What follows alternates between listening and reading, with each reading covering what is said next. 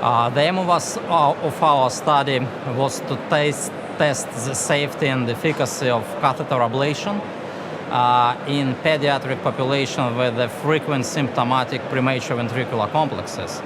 So actually, there are no data so far in such group of patients in children without structural heart disease, and no clear recommendation what should we use for this.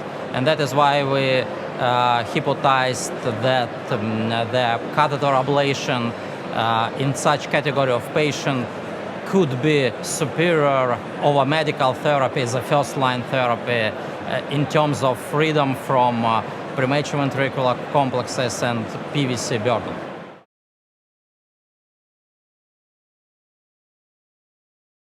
The ablation procedure conducted using non-fluoroscopic 3D navigation system in all patients. So we used modern non-fluoroscopic system for that.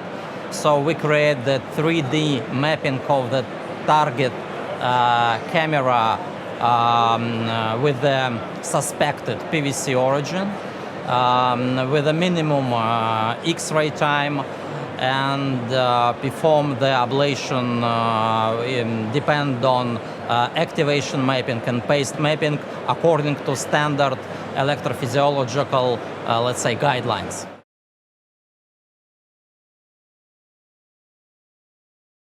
For the primary endpoint of the study was freedom from any PVCs during 1 year follow-up.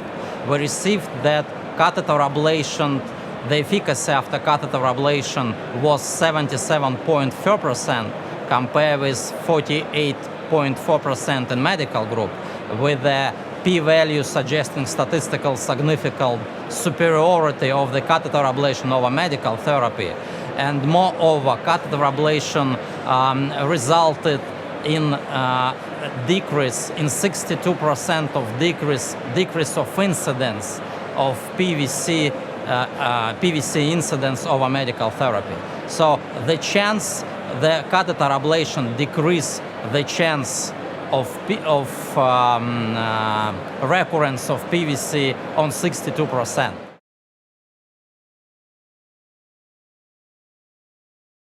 Actually, the key implication for clinical practice, the catheter ablation in pediatric population in this type of arrhythmia is safe and effective.